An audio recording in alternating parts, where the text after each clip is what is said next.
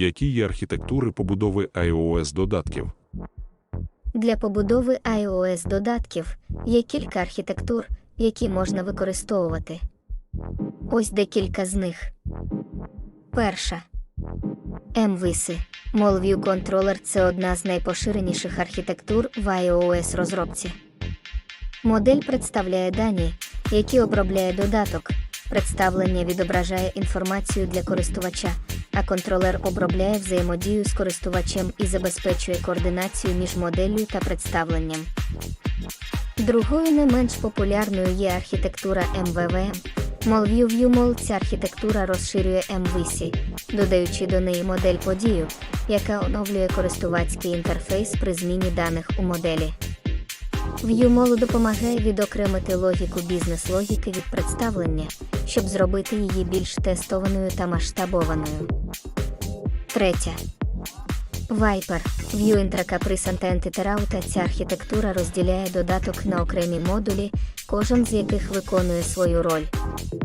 Вона надає більш високий рівень розділення відповідальності та сприяє тестуванню та підтримці коду. Четверта.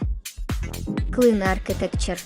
Чиста архітектура. Ця архітектура базується на ідеї розділення додатку на окремі рівні залежності. Це дозволяє додатку бути більш гнучким та забезпечувати відокремлення відповідальності між різними компонентами додатку. П'ята. Redux. Ця архітектура базується на одноіменній бібліотеці для управління станом додатку.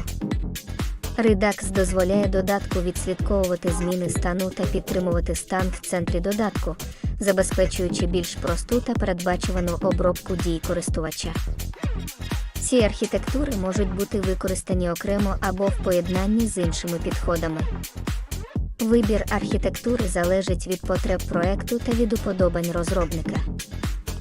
У додатках, що базуються на Swift UI, також є свої власні архітектури, такі як MVVM Coordinator та Redux-подібні архітектури, які використовують нові можливості Swift UI для визначення ролі та взаємодії різних компонентів додатку.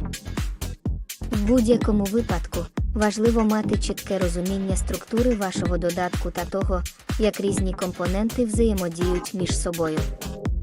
Добра архітектура допоможе забезпечити чистоту коду, зменшити залежності та зробити ваш додаток більш масштабованим та тестованим. Дякую за увагу!